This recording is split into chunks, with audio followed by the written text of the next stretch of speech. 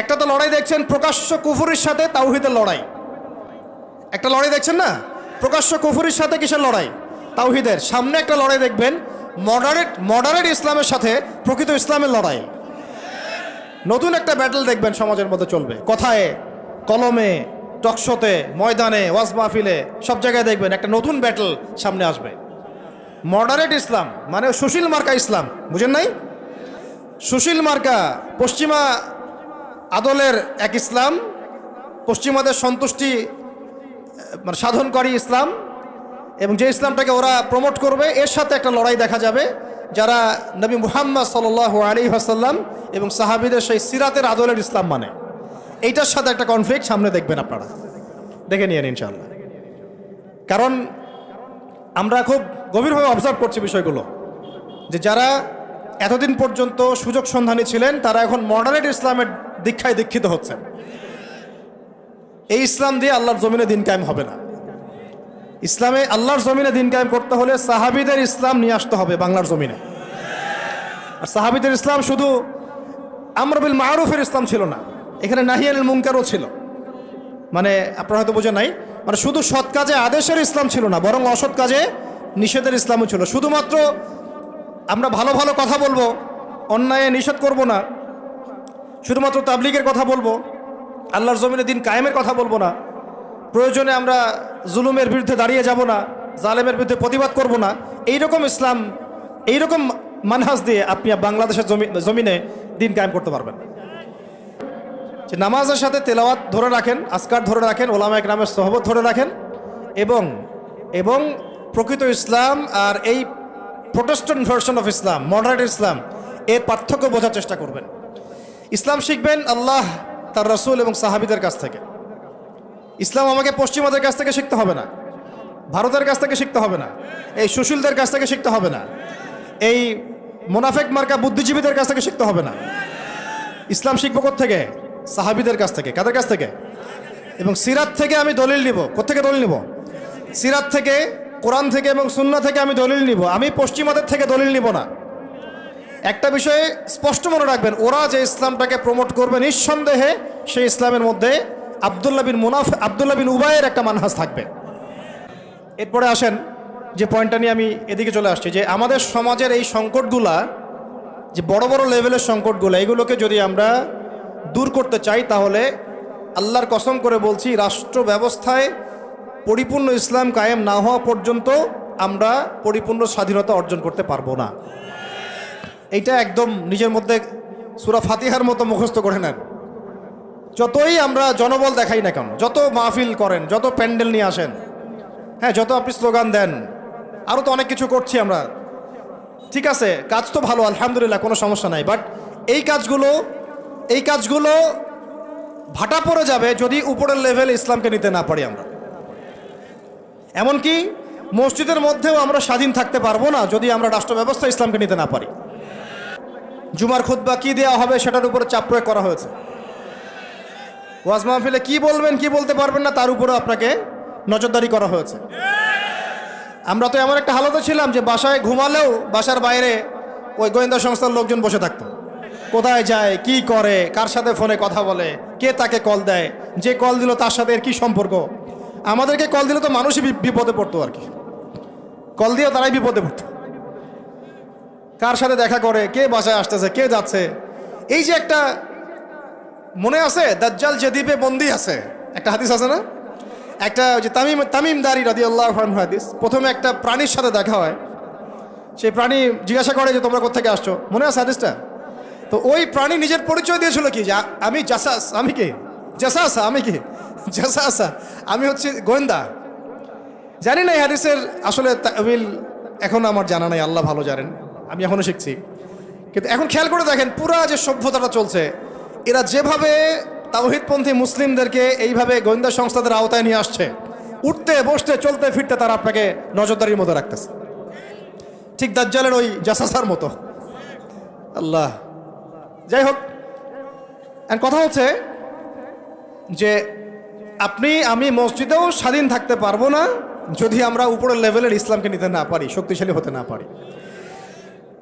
এই যে একটু আগে বললাম সুদের কথা, আপনি সুদভিত্তিক অর্থ ব্যবস্থাকে বন্ধ করা তো দূরের কথা, বন্ধ করা বহু দূরের কথা, এখানে সংস্কার আনতে পারবেন না যদি আপনি রাষ্ট্র ক্ষমতা ইসলামকে নিতে না পারেন। শিক্ষার কথা বলি, দুটো লাইন বলি। শিক্ষার যা দুরবস্থা চলছে, এই দুরবস্থায় উচিত ছিল দেখেন প্রাইমারি স্কুলেই আমাদের বাচ্চারা কোরআন তেলাওয়াত শিখে যাবে। আপনি লক্ষ লক্ষ প্রাইমারি স্কুলের বাচ্চাদেরকে একটা জায়গায় বসান, তাদের মধ্যে 90% কোরআন তেলাওয়াত করতে পারে না। হাই স্কুলের বাচ্চারা পারে না, কলেজের বাচ্চারা পারে না, ইউনিভার্সিটির ছেলেরা পারে না, অনার্স মাস্টার্সের ছেলেরাও পারে না। তাদেরকে যারা শিক্ষা দেয় শিক্ষক মণ্ডলী, তারাও 80% কোরআন তেলাওয়াত করতে পারে না। একটা দেশের শিক্ষা কমিশন কোরআন তেলাওয়াত করতে পারে না। একটা দেশের এমপি মন্ত্রী আমলারা কোরআন তেলাওয়াত করতে পারে না। ইল্লা মাশাআল্লাহ, ইল্লা মাশাআল্লাহ, যারা শিখেছে তারা কিন্তু রাষ্ট্রীয় শিক্ষানীতির মধ্যে সিলেবাসের মধ্যে শিখে নাই। তারা শিখেছে কোনো ওস্তাদের কাছে, হয় কোনো মক্তবে, না হলে মাদ্রাসায়। তাহলে একটা মুসলিম প্রধান রাষ্ট্রে শিক্ষা ব্যবস্থার মধ্যে কোরআন বাধ্যতামূলক নাই। তাহলে আমরা শিক্ষার মধ্যে কোরআনের ইসলামের কি দ্বৈনতা বুঝতে অসুবিধা আছে?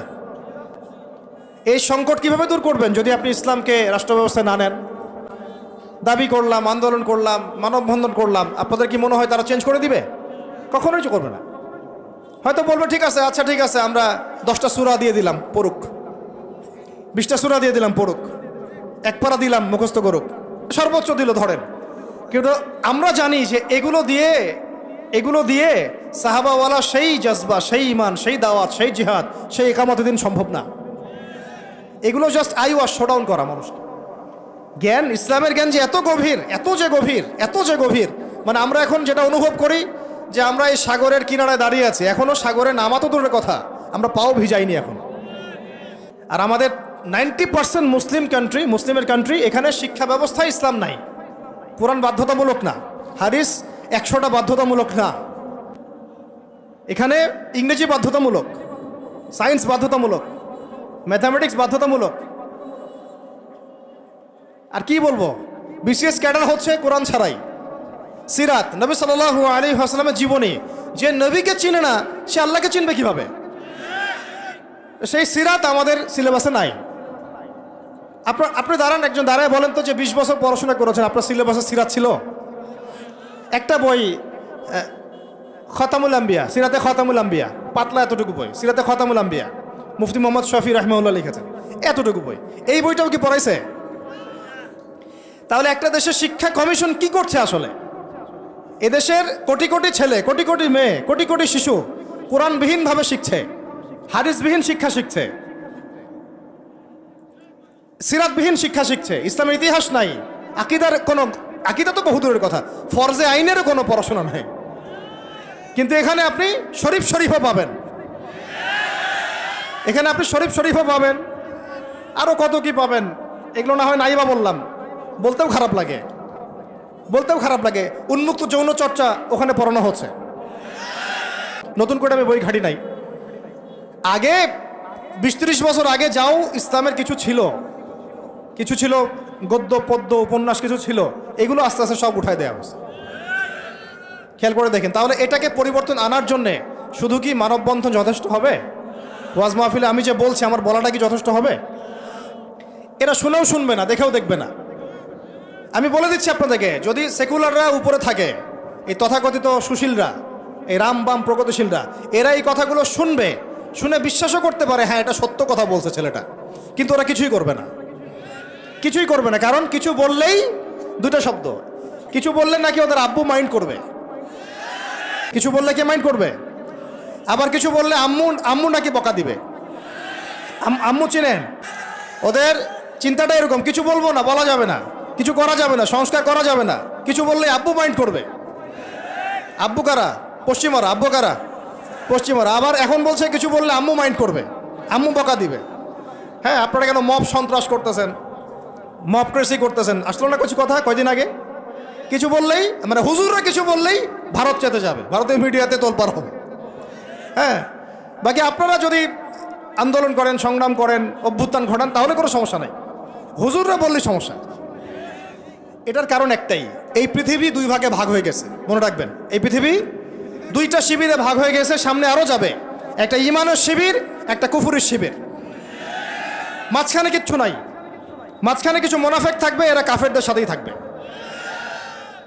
আপনারা এই হাদিসটাও পড়বেন, শেষ জামানে যখন দাজ্জাল বের হবে, মদিনার উপকূলে সে পৌঁছাবে, দূর থেকে দেখে বলবে যে ওইটা আহমদের মসজিদ সাল্লাল্লাহু আলাইহি ওয়াসাল্লাম। আহমদ মানে কে? মুহাম্মদ সাল্লাল্লাহু আলাইহি ওয়াসাল্লাম। তো সে ওখানে যেতে পারবে না, ফেরেশতারা দাঁড়িয়ে থাকবে খোলা তরোয়াল নিয়ে পাহারা দিবে। তো সেখানে সে আঘাত করবে আর কি, এটা ভূমিকম্প হবে। তো ওই ভূমিকম্প যখন হবে, ওই ভূমিকম্পতে মদিনার মধ্যে থাকা যত মুনাফিক এগুলো বের হয়ে দাজ্জালের বাহিনীতে যোগ দিবে। কথা হচ্ছে ভাই, মূল কথা একটাই, এই যে অর্থনৈতিক সংস্কারের কথা বললাম আর শিক্ষা সংস্কারের কয়েকটা উদাহরণ দিলাম, শিক্ষার এই দৈন্যতা, দুরবস্থা, 20টা বছর 30টা বছর আপনার জীবন থেকে কেড়ে নেওয়া হলো একটা চাকরির সুরসুরি দিয়ে, একটা শিক্ষিত হবেন সার্টিফিকেটের একটা কলা ঝুলাই দিয়ে আপনার জীবন থেকে 20 বছর নিয়ে নেওয়া হয়েছে। এই 20 বছরে আপনি কিচ্ছু শিখতে পারেননি ইসলামের, কিন্তু এই 20 বছর কিন্তু জীবন আর ফিরে আসবে না। অথচ এই 20 বছরে আপনি মুফতি হয়ে যেতে পারতেন। আমরা আফসোস করতেছি এখন। এবং ওই সময় যে সময়টা কেড়ে নেওয়া হয়েছে, ওই সময়টা আমাদের জীবনের সবচেয়ে উর্বর সময় ছিল। ওই সময় আমাদের ব্রেন থাকতো ফটোকপি ব্রেন, একটা পৃষ্ঠা দেখলেই মুখস্থ হয়ে যায়। তখন মুখস্থ করাইছে একদম ছোটোবেলা থেকেই। আমি তো শিক্ষা নিয়ে কাজ করতেছি লাস্ট 7 বছর 8 বছর হয়ে গেছে। 7-8 বছর থেকে আমি স্কুলিং করতেছি, আরও বিভিন্ন প্রজেক্টে আছি। ওদের সবগুলো বই শুরু থেকে গোড়া থেকে ঘেটেছি, আমরা খাচ্ছি, এখনও খাচ্ছি। একদম ছোটোবেলা থেকেই বাচ্চাকে শেখায় Jack and Jill, went up the hill. আপনারা পড়ছেন না এগুলো? জনি জনি ইয়েস পাপা, এই কবিতাগুলো একদম ছোটোবেলা থেকে প্লেয়ার ক্লাসে, নার্সারি ক্লাসে ওই কবিতার মধ্যে ওকে মিথ্যা শেখানো হয়। জনি জনি ইয়েস পাপা কবিতাটা দেখেন, ইটিং সুগার নো পাপা, খাচ্ছ কি চিনি খাচ্ছ, বলতেছে কি খাচ্ছি না, মুখের মধ্যে কিন্তু চিনি আছে। তাহলে ছোটোবেলায় আমার বাচ্চাকে শেখানো হলো কীভাবে মিথ্যা বলতে হয়। প্রত্যেকটা জায়গায় সমস্যা আছে, প্রতিটা জায়গায় তারা সূক্ষ্ম সুকৌশলে বিষ ঢুকাই দিছে। প্রবলেমের মানে সমস্যার গোড়া যে এত গভীর, কোনটা ছেড়ে কোনটা বলবো আমরা হুঁশ পাচ্ছি না। এই জন্য পুরো মূল সমাধানের জায়গাটা বললাম, ওইটা যদি ঠিক হয়ে যায় বাকি সবগুলো ঠিক হয়ে যাবে ইনশাআল্লাহ। আর এখন বিগত প্রায় 50, 60, 70 বছর থেকে বাংলাদেশের দাওয়াতের কাজ অনেক হয়েছে আলহামদুলিল্লাহ, এখনও হচ্ছে, দৈনন্দিন হয়েই যাচ্ছে ইনশাআল্লাহ। একটা জেনারেশন তৈরি হয়ে গেছে আলহামদুলিল্লাহ, যারা আল্লাহর জমিন, আল্লাহ দিন কায়েমের জন্য জান পর্যন্ত দিতে পারবে। অতএব যেহেতু মুরব্বী কেরাম আছেন আমাদের মাথার উপরে এবং আমাদের মধ্যে এই চেতনা আছে, আমরা দাওয়াত পেয়েছি, কবুল করেছি, সত্য মিথ্যা চিনতে শিখেছি, বুঝতে শিখেছি, এখন আমার মনে হয় এটাই সবচেয়ে উত্তম সময় বাংলাদেশের জন্য ইসলামকে রাষ্ট্র পর্যায়ে নিয়ে যাওয়ার জন্য। এখন যদি আমরা পিছুপা হয়ে যাই, শিথিলতা দেখাই, বা এই অভ্যুত্থানে আমরা যদি পরবর্তী সময়ে ইসলামকে এগিয়ে নিতে ব্যর্থ হয়ে যাই, আমরা আবার 50 বছর পিছায় যাব কিন্তু। অতএব এখন আর চুপ করে বসে থাকার কোনো সুযোগ নাই। এখন প্রশ্ন আসবে যে এইটা কি রাতারাতি আপনার ঘরে চলে আসবে নাকি অর্জন করতে হয়? এটা কিন্তু রাতারাতি ঘরে আসবে না, এটা অর্জন করে ছিনিয়ে নেওয়ার বিষয়। বিষয়টা হচ্ছে সিরাত থেকে আপনি পড়েন, মক্কা থেকে আমরা যে বের হয়ে গেলাম, মদিনায় চলে গেলাম, মদিনা রাষ্ট্র কায়েম হলো, পরে 8 বছরের মধ্যে আমরা মক্কা জয় করেছি। কত বছর? এটা কি রাতারাতি হয়েছে না আমাদেরকে এর জন্য সংগ্রাম করতে হয়েছে, দাওয়াত দিতে হয়েছে, তাবলিগ করতে হয়েছে এবং জিহাদও করতে হয়েছে, সব কিছুকে একসাথে করতে হয়েছে। তারপরে 8 বছরের ব্যবধানে আমরা আবার মক্কা জয় করেছি। ঠিক একইভাবে যদি আমরা আমাদের অঞ্চলের কথা চিন্তা করি, এই অঞ্চলেও রাষ্ট্র ক্ষমতা ইসলাম রাতারাতি কি হবে না, কায়েম হবে না। আমাদেরকে আমাদের জায়গা থেকে কাজ করতে হবে। তো কাজ কি শুধু তারাই করবেন যারা ইসলামিক রাজনীতি করেন তারাই, না আপনাদেরও কোনো কাজ আছে নাকি প্রত্যেকটা মুসলিমের ভূমিকা রাখার সুযোগ আছে? কোনটা? আচ্ছা, আমার আপনার উপর কোনো দায়িত্ব নাই? এই সব দায়িত্ব কি ওলামায়ে কেরামদের? কিছু হলে তো অনলাইনে আপনারা খুব গালাগালি করেন, দেখি আমি মাঝে মাঝে, আলেম ওলামারা কি করে, আলেম ওলামারা কি করে, আলেম ওলামারা কি করছে, আলেম ওলামারা নাই কেন, এই শুনিয়ে উনি কেন কথা বলে না, উনি কেনই করে না। তো সব কিছু কি ওলামায়ে কেরামের কাঁধে চাপিয়ে দিচ্ছেন আপনারা? তারা কি এই উম্মার নবী? ওয়ারাসাতুল আম্বিয়া, কিন্তু নবী কি? তাদের উপর দিয়ে যা গিয়েছে বিগত 10-15 বছর, এটা কি আপনাদের কল্পনা তো আসবে? কল্পনা করতে পারেন যে একটা ছোট্ট ঘরের মধ্যে একটা মানুষ 3 বছর, 4 বছর, 5 বছর, 7 বছর, 8 বছর এইভাবেই কাটাচ্ছে দিনের পর দিন, রাতের পর রাত, দিনের পর দিন, রাতের পর রাত। 3টা দিন থাকা যাবে ওখানে? সম্ভব? 3 ঘন্টা থাকা যায়? তার ওলামায়ে কেরামদের উপরে কি গিয়েছে এটা তো আপনাদের বোঝা উচিত। কেন ওলামায়ে কেরামগণ উম্মাকে বাঁচানোর স্বার্থে মাঝে মাঝে প্রজ্ঞার পরিচয় দিয়েছেন, দাওয়াতের মেহনত চালু রেখেছেন। কিছু কিছু বিষয়ে তারা কি করেছিলেন?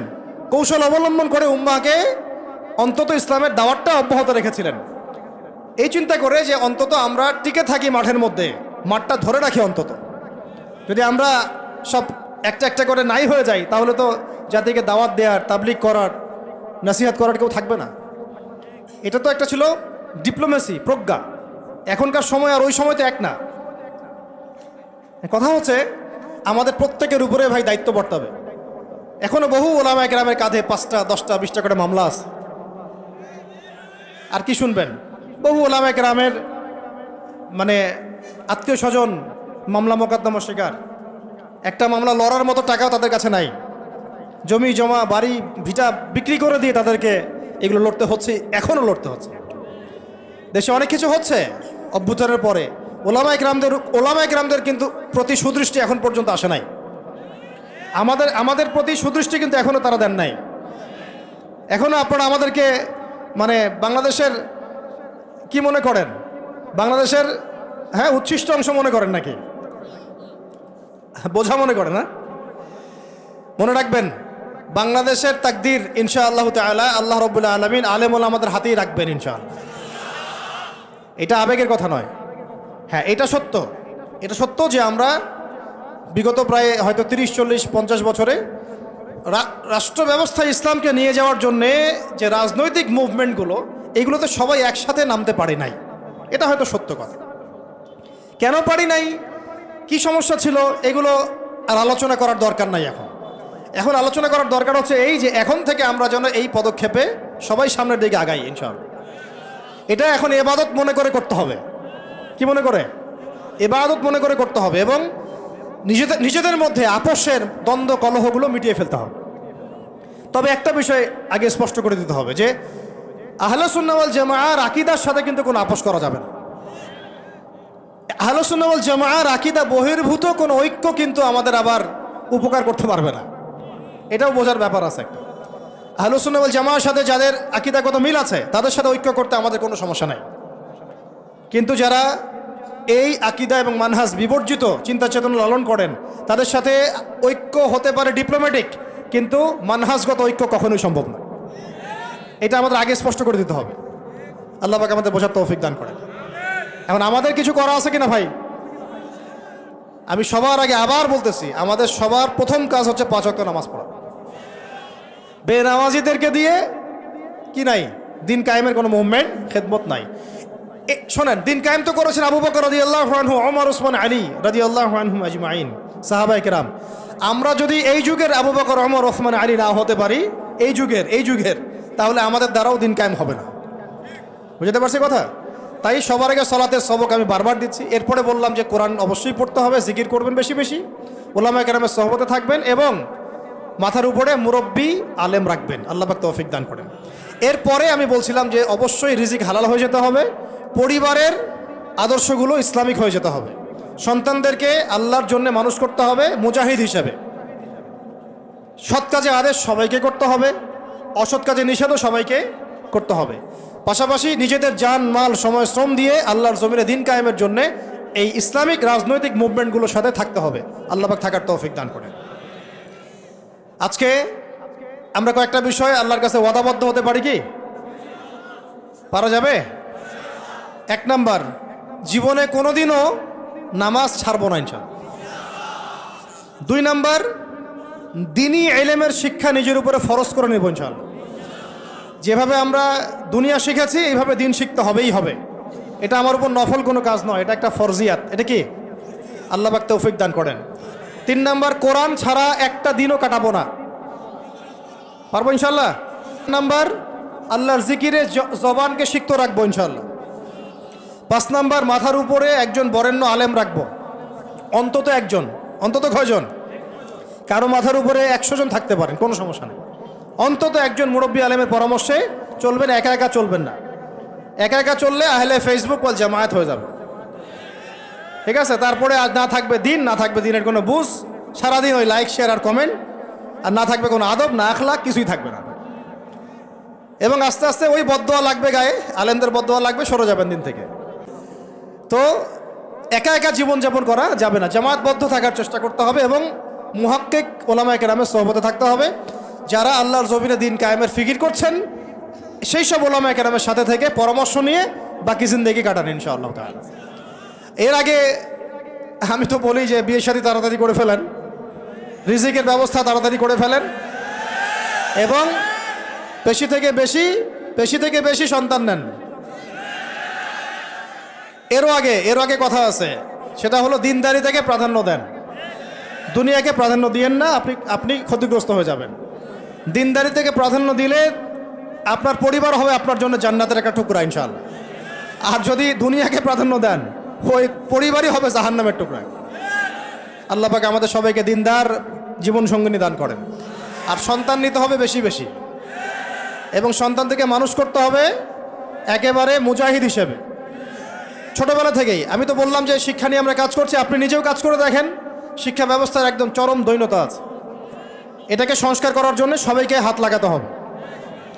সর্বোপরি হালাল খেতে হবে এবং আমর বিল মারুফ নাহি আনিল মুনকারের কাজ সবাইকেই করতে হবে ভাই, একজন দুজন করলে হবে না। নিয়মিত তাবলীগে সময় দেন, আল্লাহর রাস্তায় সময় লাগান, পড়াশোনা ঠিকমতো করেন, এই অনলাইনের ফিতনা থেকে বেঁচে থাকেন। আর যত রকম যুব সমাজকে নষ্ট করার ফিতনা আছে, যেমন মাদক, পর্নোগ্রাফি, মেয়েদের সাথে ফ্রি মিক্সিং, তারপরে আপনার এই যে টিকটক, এই যা আছে যেগুলো যুবকদেরকে নষ্ট করে, এগুলোর ধার কাছেও যাবেন না আল্লাহর রাস্তায়। জীবন একটা দিন চলে গেলে ফিরে আসবে না, একটা রাত চলে গেলে ফিরে আসবে না। আমরা যদি একবার কবরে চলে যাই ফিরে আসতে পারবো না। যা করার এই জীবনে করতে হবে। হেলায় খেলায় এই পশ্চিমাদের ফাঁদে পড়ে, কাফেরদের ফাঁদে পড়ে, তাগুত মুনাফিকদের ফাঁদে পড়ে, ইবলিসের এই বাহিনীর ফাঁদে পড়ে জীবন নষ্ট করা যাবে না। জীবনে যা করেছি তওবা করে ফিরে আসবো, যা করেছি কি করব, তওবা করে ফিরে আসবো। বাকি জিন্দেগি আল্লাহর জন্য কাটিয়ে দেব ইনশাআল্লাহ। বাকি জিন্দেগির প্রতিটা দিন রাত, ওঠা বসা চলাফেরা শুধুমাত্র একজন ব্যক্তিকে অনুসরণ করবো আমরা ইনশাআল্লাহ। তার নাম কি? মুহাম্মদ রাসূলুল্লাহ সাল্লাল্লাহু আলাইহি ওয়াসাল্লাম এবং তার সাহাবীদেরকে অবশ্যই। এছাড়া আমাদের সামনে আর কিচ্ছু নাই, আর কোনো রাস্তাও খোলা নাই। আমাদেরকে বুঝতে হবে আল্লাহ পাক এই দুনিয়াতে আমাদেরকে তার ইবাদত করার জন্য পাঠিয়েছেন। আল্লাহ পাক দেখতে চান আমলে কেউ আহসান, আল্লাহ পাক দেখতে চান আইয়ুকুম আহসানু আমালা। আল্লাহ পাক সাফল্য বলতে তাই বুঝিয়েছেন, ফামান যুহজিহা আনিন নার ওয়া উদখিলাল জান্নাতা ফাকাদ ফাজ। ওইটাই সাফল্য, দুনিয়ার সাফল্য চিরস্থায়ী নয়। আল্লাহ পাক আমাদের তরুণ ভাইদেরকে কবুল করেন, আমিন।